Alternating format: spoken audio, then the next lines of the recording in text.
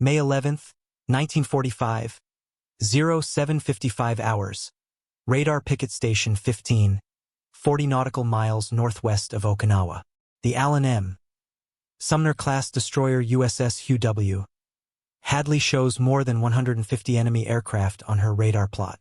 The Fletcher-class destroyer USS Evans maneuvers alongside at 15 knots. Kikusui Number 6 has begun. The stakes could not be higher. Stop the largest kamikaze formation yet assembled, or watch helplessly as they punch through to the invasion fleet beyond. Commander Baron Joseph Mullaney stands on the bridge of the USS Hugh W. Hadley, his eyes scanning the early morning horizon. At 39 years old, the Naval Academy graduate has seen his share of combat, but nothing like what the SG radar is now painting. More than 150 blips crawling south from Kyushu airfields, each one representing a pilot who has already written his death poem.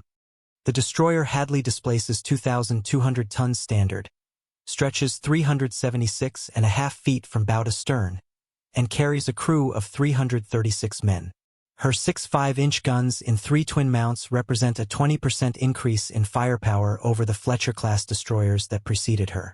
The Mark 37 gun-fire control system links her weapons through a Mark 1A fire control computer, stabilized by a Mark 6 gyroscope spinning at 8,500 revolutions per minute. 3 miles away, the Fletcher-class destroyer USS Evans maintains her patrol pattern. Commander Robert John Archer knows his ship's 5 single 5-inch mounts and experienced crew have proven themselves in the crucible of war. At 2,050 tons standard displacement and capable of 38 knots, Evans embodies the destroyer spirit that has carried the Navy across the Pacific. Both ships circle the diamond formation of support craft at the heart of Radar Picket Station 15. Landing ship medium 193 and 3 landing craft support vessels, numbered 82, 83, and 84, maintain their protective screen around the destroyers. Their additional 40mm and 20mm guns will soon prove invaluable, but the primary responsibility falls on the 2 destroyers and their radar-guided 5-inch batteries.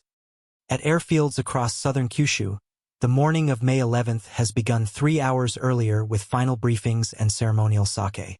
Flight Petty Officer First Class Kiyoshi Ogawa adjusts his Hachimaki headband and checks his A6M50 Fighter one final time. The engine of his aircraft, loaded with a 250-kilogram bomb, turns over smoothly. Around him, 70 Imperial Japanese Navy aircraft prepare for launch, while at adjacent fields, 80 Imperial Japanese Army aircraft undergo similar preparations. Kikusui Number 6 represents the culmination of months of planning by Vice Admiral Mato Mogaki's 5th Air Fleet. The name itself derives from the chrysanthemum water banner of the 14th century samurai Kusunoki Masashige, who chose death before dishonor.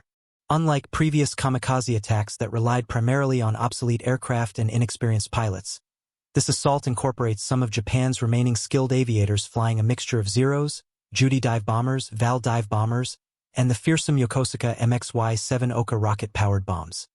The strategic calculation behind Kikusui Number 6 reflects Japan's desperate position in May 1945. With Okinawa under assault and the home islands within range of B-29 bombers, the Imperial General Headquarters has committed to a strategy of attrition warfare. If enough American ships can be sunk or damaged, perhaps the United States will accept something less than unconditional surrender.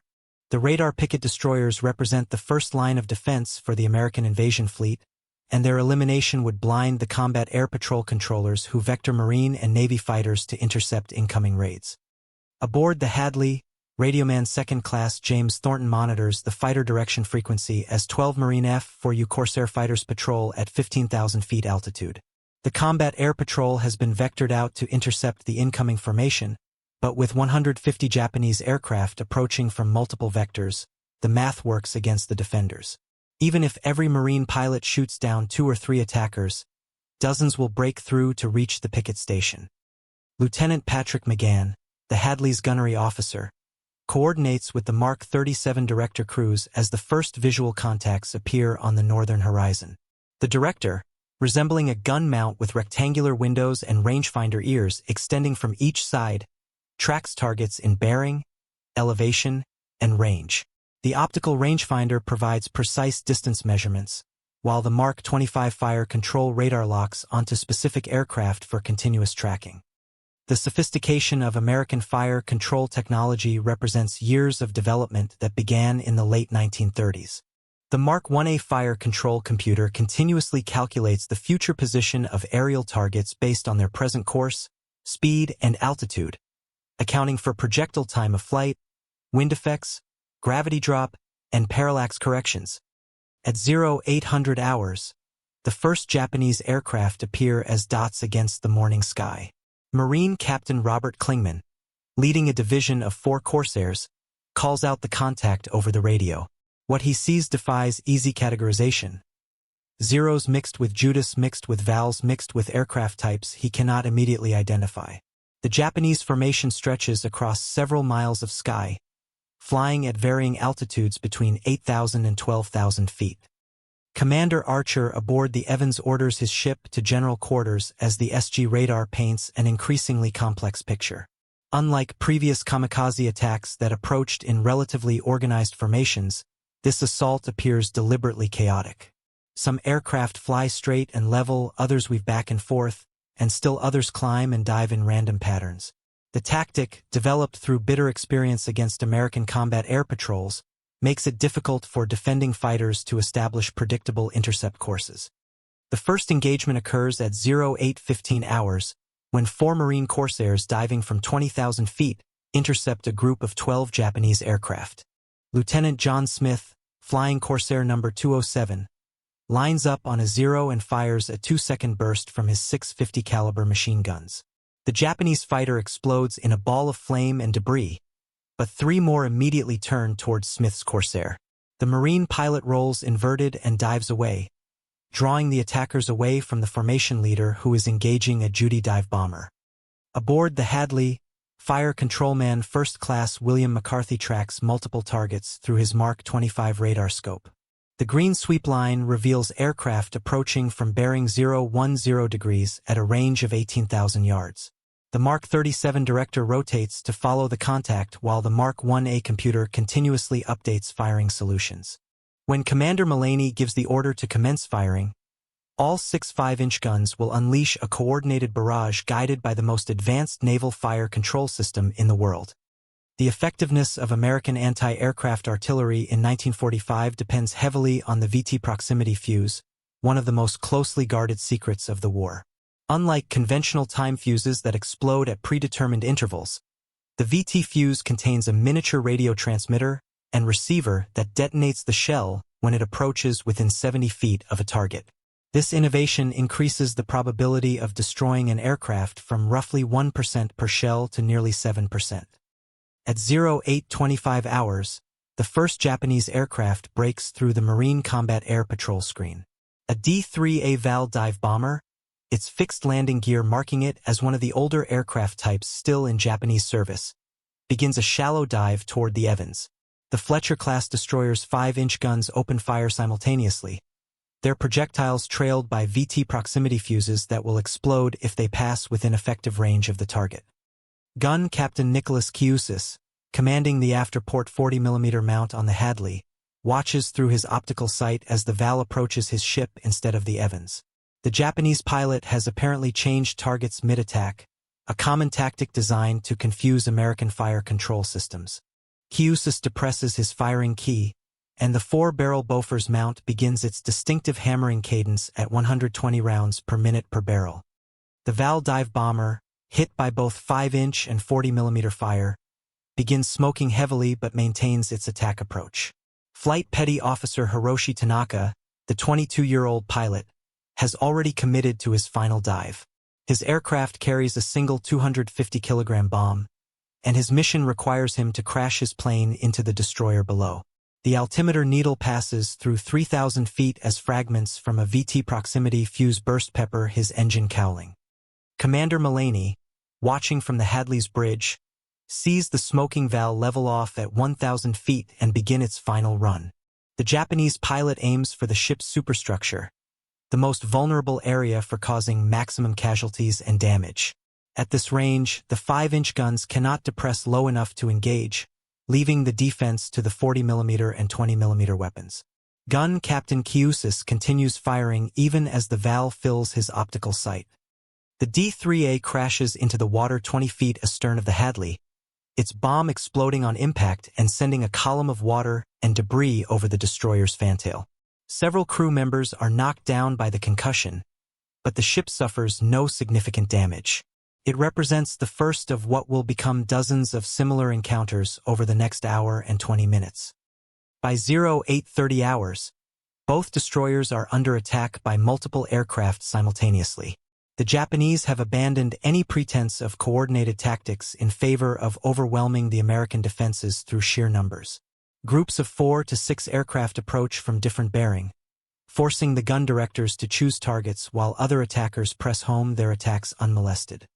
Lieutenant Commander Gerald Johnson, executive officer of the Evans, coordinates damage control preparations as his ship maneuvers at flank speed to avoid the incoming attackers. The Fletcher-class destroyer's twin rudders provide exceptional maneuverability, allowing rapid course changes that can throw off the aim of diving aircraft. At 38 knots, Evans carves a foaming wake through the East China Sea as she dodges between attacking kamikazes. The complexity of the engagement challenges even the most experienced fire control teams. Seaman First Class Robert Turner, operating the Mark 25 radar on the Hadley, tracks 6 different targets simultaneously while calling out range and bearing information to the gun director crew. The radar scope shows aircraft at altitudes from sea level to 15,000 feet, some diving, others climbing, all converging on the 2 destroyers at the center of the defensive formation. At 0835 hours, a Val dive bomber crashes into the sea 100 yards from the Hadley after having its wing shot off by 5-inch fire. The aircraft tumbles end over end before hitting the water in a spectacular splash, but 2 more Vals immediately take its place in the attack pattern. The Japanese pilots demonstrate remarkable courage, continuing their approaches even as their comrades die around them. Marine Captain James Stewart, flying Corsair number 184 at 12,000 feet, watches helplessly as more aircraft than he can count stream past his position toward the destroyers below.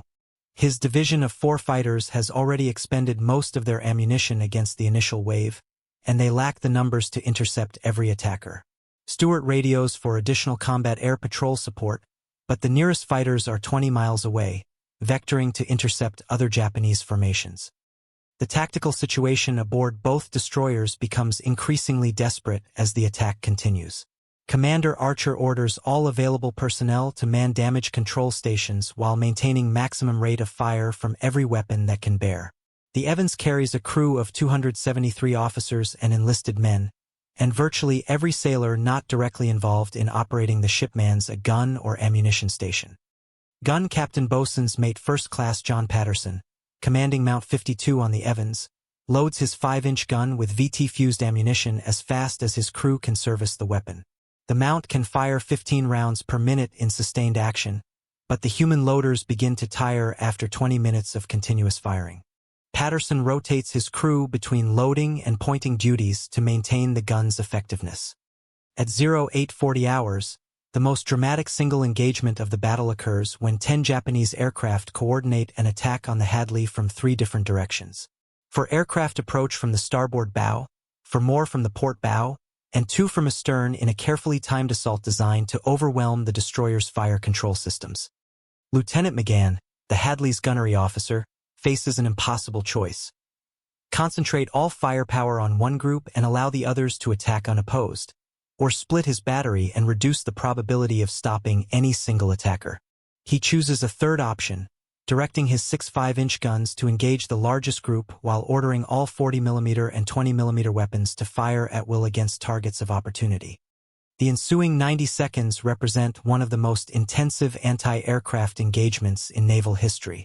Every gun aboard the Hadley fires continuously as the 10 Japanese aircraft press home their coordinated attack. The 5-inch guns, loaded with VT proximity fuses, create a wall of airbursts between the ship and the approaching kamikazes.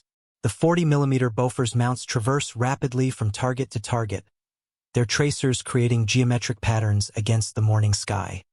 Seaman Harold Martinez, manning a 20mm mount on the Hadley's port side, tracks a Zero fighter as it dives toward his ship from 8,000 feet. The Japanese pilot, Flight Petty Officer Yoshio Nakamura maintains his approach despite heavy anti-aircraft fire that has already damaged his engine and wounded him in the shoulder. Martinez keeps his gun trained on the diving aircraft until the Zero fills his optical sight. The effectiveness of the Mark 37 fire control system becomes apparent as all 10 attacking aircraft are destroyed without inflicting damage on the Hadley. 3 aircraft are shot down by 5-inch VT proximity fuse bursts. 4 more are destroyed by concentrated 40mm fire, and the remaining 3 are knocked down by the combined efforts of multiple gun mounts. The precision of the radar-directed fire control allows the destroyer to engage multiple targets simultaneously with devastating effect. Commander Mullaney, observing the engagement from the bridge, realizes that his ship has just accomplished something unprecedented in naval warfare. No destroyer has ever successfully defended against a coordinated 10-aircraft attack without sustaining damage. The combination of advanced fire control technology, VT proximity fuses, and superbly trained gun crews has created a defensive capability that even the most optimistic pre-war planners had not anticipated. The respite proves temporary as additional waves of Japanese aircraft continue to approach radar Picket Station 15. By 0900 hours, the Hadley has shot down 12 enemy aircraft, while the Evans claims destruction of 8 attackers. The ammunition expenditure aboard both ships has reached critical levels, with some mounts down to their last few rounds of VT-fused 5-inch projectiles. Lieutenant Robert Hansen, the Evans's gunnery officer, reports to Commander Archer that Mount 51 has only 18 rounds of anti-aircraft ammunition remaining. The Fletcher-class destroyer began the engagement with approximately 400 rounds per gun, but the sustained rate of fire has depleted their magazines faster than anticipated. Hansen orders his gun crews to switch to mechanical time fuses for all but the most promising targets. The Japanese pilots demonstrate remarkable persistence despite horrific losses.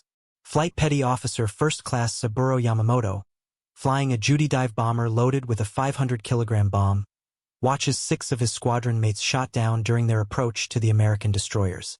Rather than abort his attack, Yamamoto adjusts his approach angle to take advantage of a gap in the anti-aircraft fire. At 0905 hours, the tactical situation aboard the Evans reaches a crisis point when 4 kamikazes begin coordinated attacks from different quadrants. Unlike the earlier engagement where the Hadley successfully defended against 10 aircraft, the Evans lacks the concentrated firepower of the Sumner-class destroyer's 6-gun battery.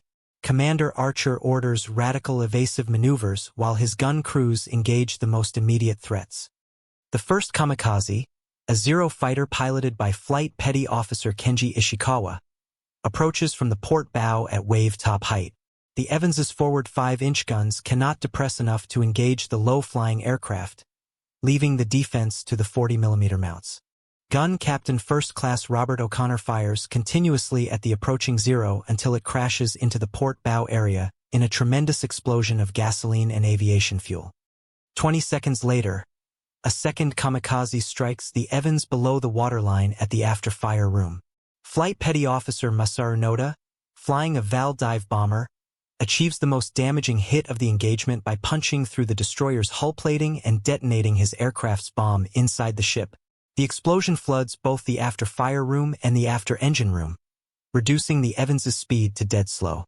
The third and fourth kamikazes strike the Evans almost simultaneously near the galley area. Flight Petty Officers Takashi Okuda and Hiroshi Watanabe, flying Zeros loaded with 250-kilogram bombs, crash within seconds of each other in a coordinated attack that overwhelms the destroyer's damage control capabilities. The combined explosions destroy both boilers and flood all remaining engineering spaces, leaving the Evans powerless and dead in the water. Damage Control Man First Class Joseph Kowalski, leading a repair party in the Evans's forward engine room, finds himself trapped by rising water and escaping steam from ruptured pipes. The kamikaze hit has opened the ship's hull to the sea, and emergency pumps cannot keep pace with the flooding. Kowalski and his men work desperately to shore up damaged bulkheads while the ship settles deeper into the water. At 0910 hours, a 5th kamikaze approaches the crippled Evans from astern with a Marine Corsair in pursuit.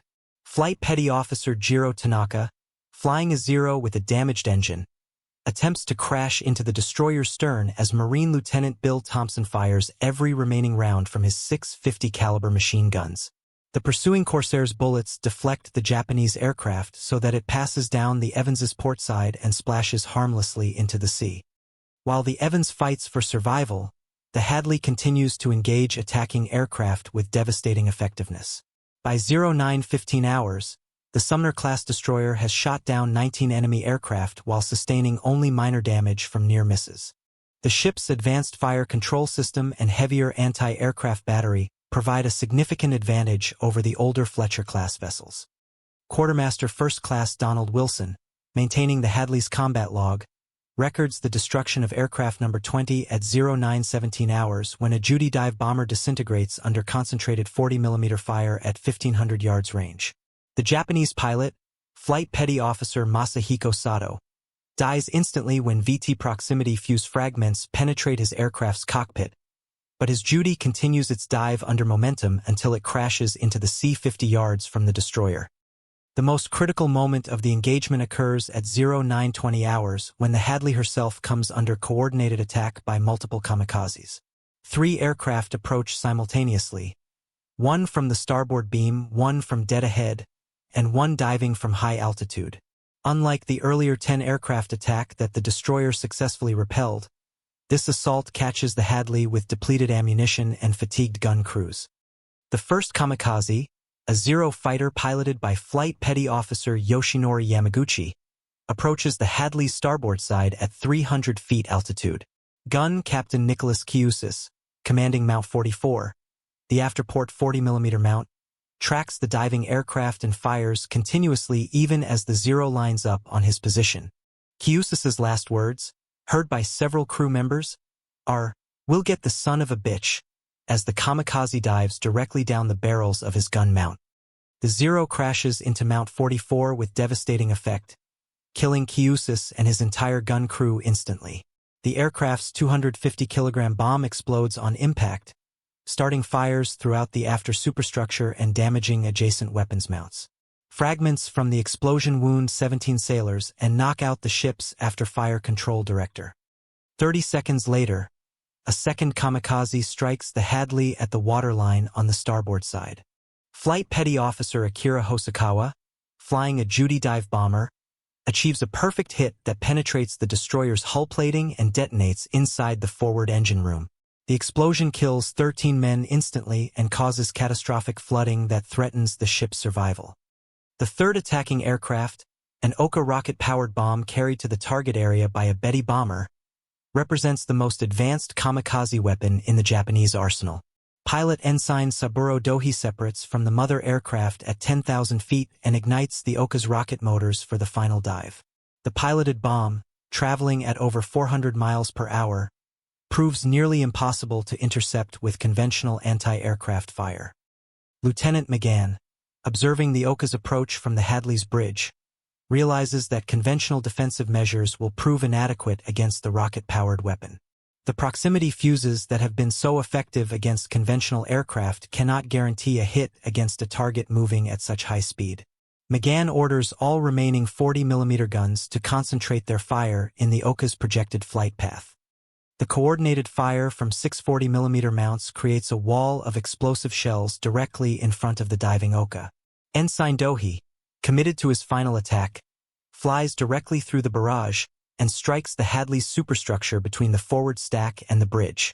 The rocket bomb's warhead, containing over 1,600 pounds of explosives, detonates with tremendous force that can be heard 20 miles away. The explosion from the Oka devastates the Hadley's superstructure and starts uncontrollable fires throughout the midships area. Ammunition stored near the impact point begins exploding in secondary detonations that threaten to destroy the ship.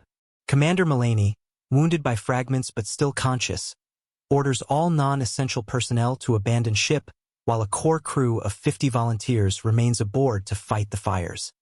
Chief Boatswain's Mate Harold Thompson leads the damage control efforts as flames spread through the Hadley's superstructure. The destroyer lists heavily to starboard with her fantail nearly awash, and most observers expect her to sink within minutes. Thompson and his men work desperately to isolate damaged compartments while fighting fires that consume everything combustible in their path.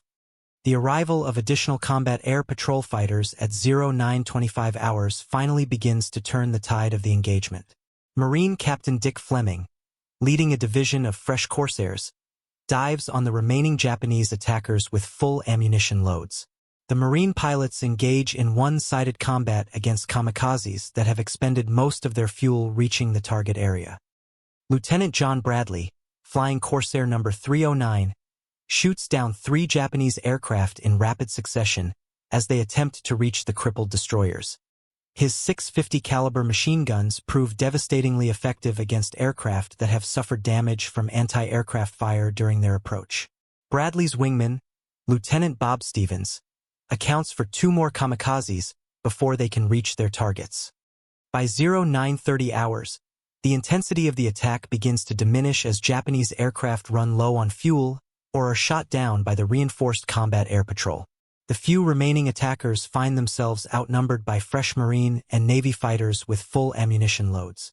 Flight Petty Officer Kazuo Nakajima, one of the last surviving kamikaze pilots, attempts to reach the Hadley but is shot down by 3 Corsairs before he can complete his attack. The final kamikaze attack of the engagement occurs at 0935 hours when a damaged Zero fighter makes a last desperate attempt to crash into the Evans.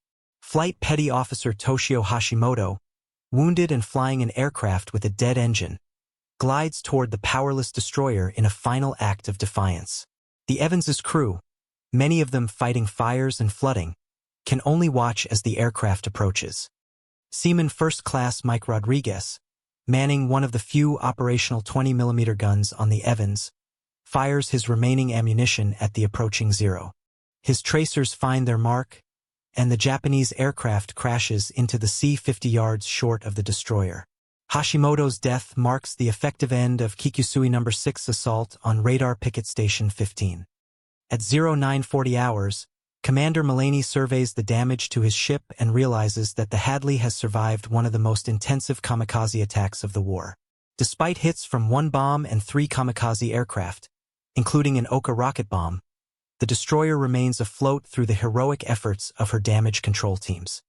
The Evans presents a more critical situation with all engineering spaces flooded and no power for essential systems. Commander Archer coordinates with nearby support craft to provide assistance while his crew fights to keep the destroyer afloat.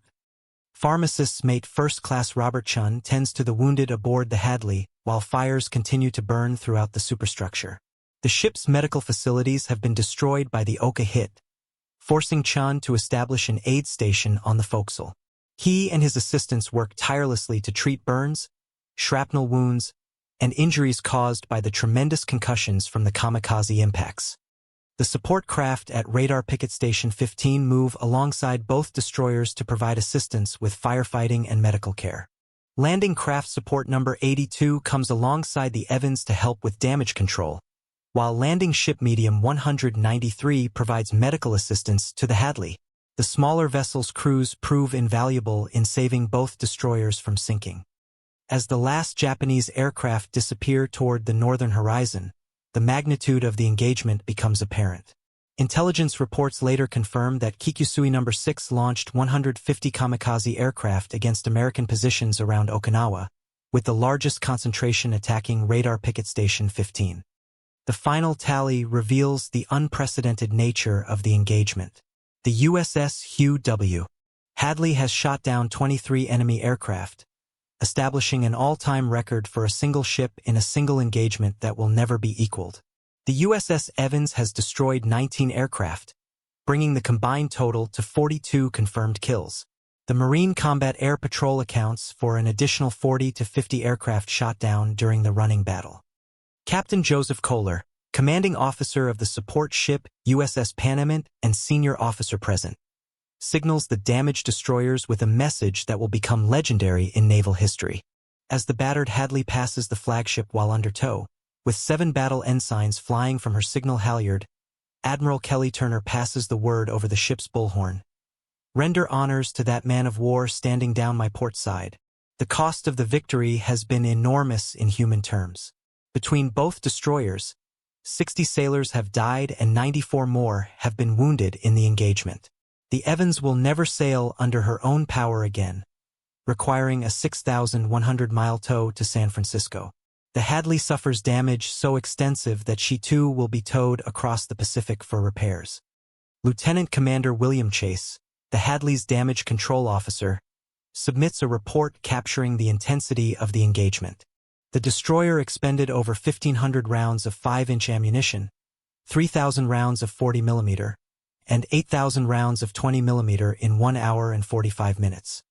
The Japanese perspective on Kikusui Number 6 reveals the impact of the radar picket system on their strategic planning. Vice Admiral Mato Magaki, commanding the 5th Air Fleet from his headquarters on Kyushu, receives reports throughout the morning of heavy losses among his attacking formations. The coordinated defense by radar-directed fighters and warships equipped with VT proximity fuses has inflicted a casualty rate approaching 80%. Flight Officer Yasuo Kuwahara, one of the few surviving pilots from the attack, later describes the American defensive system as a wall of fire that no aircraft could penetrate. His account emphasizes the shock experienced by Japanese aviators encountering proximity fuse bursts for the first time. The new technology creates explosions that seem to anticipate the aircraft's position, making evasive maneuvers ineffective. The strategic implications of the engagement extend far beyond the immediate tactical victory. The destruction of over 100 aircraft in a single morning represents an unsustainable loss rate for the Japanese aviation forces. Admiral Agaki's carefully hoarded reserves, accumulated over months of preparation, have been expended against a single radar picket station without achieving decisive results. The effectiveness of American fire control technology demonstrated at Radar Picket Station 15 influences Japanese tactical development for the remainder of the war. Subsequent kamikaze attacks shift toward night operations and low-altitude approaches designed to minimize the effectiveness of radar-directed gunfire. The twin destroyer engagement becomes a case study in the integration of radar, proximity fuses, and fire control computers. For the crews of both destroyers, the battle represents the culmination of years of training and technological development. The Mark 37 fire control system, first installed on American destroyers in 1942, reaches its full potential in the engagement. The combination of optical and radar tracking, mechanical computation, and VT proximity fuses creates a defensive capability that exceeds all pre-war expectations. Seaman First Class Tommy Morrison, a loader on Mount 51 aboard the Hadley, later describes the engagement as the longest hour and 45 minutes of my life. His account emphasizes the physical demands of continuously loading 5-inch shells while the ship maneuvers violently to avoid kamikaze attacks. The human element remains crucial despite the technological sophistication of American weapons systems. The medical response to the engagement reveals both the effectiveness of naval medical training and the horrific nature of kamikaze warfare. Dr. Lieutenant Commander James Sullivan, the Hadley's medical officer, treats burn victims whose injuries result from aviation gasoline fires ignited by kamikaze impacts.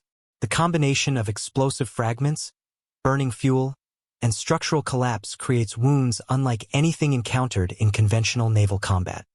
Chief Petty Officer Frank DeLuca, leading a damage control party aboard the Evans, describes the flooding caused by the kamikaze hits as unlike anything we trained for. The combination of underwater hull damage and structural fires requires damage control techniques that go beyond standard procedures. DeLuca and his men improvise solutions while working in flooded compartments filled with escaping steam. The subsequent investigation into the engagement by the Bureau of Ships reveals critical information about destroyer survivability under kamikaze attack. The Sumner-class destroyer's wider beam and improved compartmentalization prove advantageous compared to the Fletcher-class design. However, both ships demonstrate remarkable ability to absorb damage and remain afloat through superior damage control training. The personal stories emerging from the engagement illustrate the human cost of technological warfare. Seaman Second Class Bobby Chun, a 19-year-old gunner aboard the Hadley, loses his best friend when Mount 44 takes a direct kamikaze hit. Chen's account describes continuing to fire his 20mm gun while searching for survivors among his shipmates. The recognition accorded to both ships reflects the unprecedented nature of their achievement. The Presidential Unit Citation awarded to both vessels represents the highest honor that can be bestowed on a naval unit. Individual decorations include Navy Crosses for both commanding officers and numerous silver and bronze stars for officers and enlisted men who distinguished themselves during the engagement. The technical analysis of the engagement provides valuable intelligence about Japanese kamikaze tactics and aircraft performance. The mixture of conventional aircraft and specialized weapons like the Oka rocket bomb demonstrates Japan's commitment to developing new methods of attack. American technical intelligence teams examine wreckage from shot-down aircraft to understand Japanese innovations. The propaganda value of the engagement proves significant for both sides. American war correspondents emphasize the heroism of destroyer crews who fought against overwhelming odds, while Japanese propaganda attempts to minimize the losses suffered by Kikusui Number Six. The truth emerges only after the war when captured Japanese records reveal the full extent of their aircraft losses. The long-term consequences of the engagement extend into the post-war development of naval warfare. The effectiveness of radar-controlled anti-aircraft systems influences the design of subsequent destroyer classes and the development of guided missile technology. The lessons learned at Radar Picket Station 15 inform American naval doctrine for decades. The human relationships forged during the engagement endure long after the war ends. Survivors of both ships maintain contact through reunions and correspondence, bound together by their shared experience of one of the most intensive naval engagements in history. Their accounts preserve the memory of shipmates who died defending their vessels against impossible odds. The final chapter of the engagement unfolds over several days as both destroyers are towed to safety for temporary repairs. The Evans reaches Karimareto on May 14th, while the Hadley arrives at Ie Shima the following day. The sight of the battered warships, their superstructures twisted and blackened by fire, provides stark testimony to the intensity of their ordeal. The engineering analysis of the damage reveals the devastating power of kamikaze weapons. The Oka rocket bomb that struck the Hadley created a hole 15 feet in diameter through 3 decks of the destroyer's superstructure. The conventional kamikaze hits on both ships demonstrate the effectiveness of aircraft loaded with high-explosive bombs as improvised guided missiles. The medical treatment of survivors continues for weeks after the engagement as doctors treat burns, shrapnel wounds, and psychological trauma. Many sailors require skin grafts and reconstructive surgery to repair damage caused by aviation gasoline fires. The psychological impact of surviving such an intense attack affects many crew members for years afterward. The strategic impact of the engagement becomes apparent as subsequent kamikaze attacks shift away from heavily defended radar picket stations. The Japanese recognition that concentrated attacks against well-armed destroyers result in prohibitive losses influences their tactical planning for the remainder of the Okinawa campaign. The twin destroyer victory contributes to the eventual failure of the kamikaze campaign. The technological legacy of the engagement influences post-war naval development in ways that extend far beyond anti-aircraft warfare. The integration of radar, computers, and proximity fuses demonstrated at Radar Picket Station 15 prefigures the guided missile systems that will dominate naval warfare in subsequent decades. As the immediate crisis passes and both ships begin their long journey to American shipyards, the magnitude of their achievement becomes clear. 2 destroyers and their supporting craft have defeated the largest concentrated kamikaze attack of the Pacific War, shooting down 42 aircraft while preventing any from reaching the invasion fleet beyond. The victory demonstrates the technological superiority and human courage that will ultimately win the Pacific War. The final assessment of the engagement places it among the most significant destroyer actions in naval history.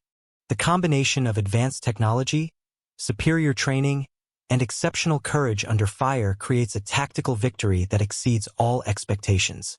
The USS Hugh W, Hadley, and USS Evans have written their names permanently in the annals of naval warfare. The human cost of victory remains soberly evident in the casualty lists and damaged ships. 60 families received telegram notifications of sons and husbands killed in action, while 94 more receive word of wounded relatives. The price of technological superiority includes the sacrifice of young men who died defending their ships and shipmates. The broader implications of the engagement extend beyond the immediate tactical situation to influence the strategic conduct of the Pacific War. The failure of Kikusui Number Six to achieve significant results against a single radar picket station demonstrates the futility of Japan's kamikaze strategy against well-prepared American forces. The engagement contributes to the Japanese decision to abandon mass kamikaze attacks in favor of individual suicide missions. The preservation of both ships, despite catastrophic damage, testifies to the skill and courage of their damage control teams. The crews validate American naval training doctrine under the most extreme conditions imaginable, ensuring that tactical victory achieved through superior firepower translates into strategic success. The technical intelligence gained from the engagement provides valuable information about Japanese aircraft performance and kamikaze tactics. American analysts study the wreckage of shot-down aircraft to understand Japanese innovations in suicide weapons, including the Oka rocket bomb and modified conventional aircraft. This intelligence influences American defensive preparations for subsequent operations.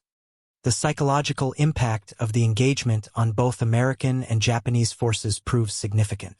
American sailors gain confidence in their ships' defensive capabilities and their own ability to survive determined attacks. Japanese aviators, conversely, must grapple with the reality that even perfectly executed attacks may fail against sophisticated defensive systems. The final statistical analysis reveals the unprecedented nature of the achievement. The USS Hugh W. Hadley's 23 confirmed kills establish an all-time naval record for a single ship in a single engagement. The combined total of 42 aircraft destroyed by 2 destroyers will never be equaled in an age of missile warfare. The commemoration of the engagement begins immediately as news of the action reaches the United States. The heroism of destroyer crews fighting against overwhelming odds captures public imagination and provides a powerful example of American technological and human superiority. The story becomes part of the mythology of the Pacific War. The personal accounts of survivors provide intimate details that official reports cannot capture.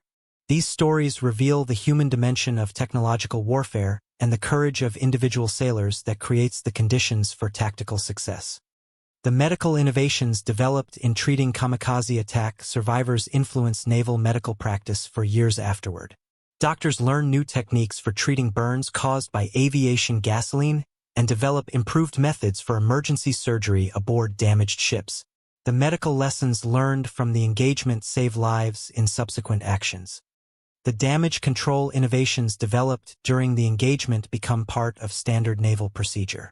The techniques used to fight fires while combating flooding, and the decision-making processes employed under extreme stress, inform damage control training throughout the fleet.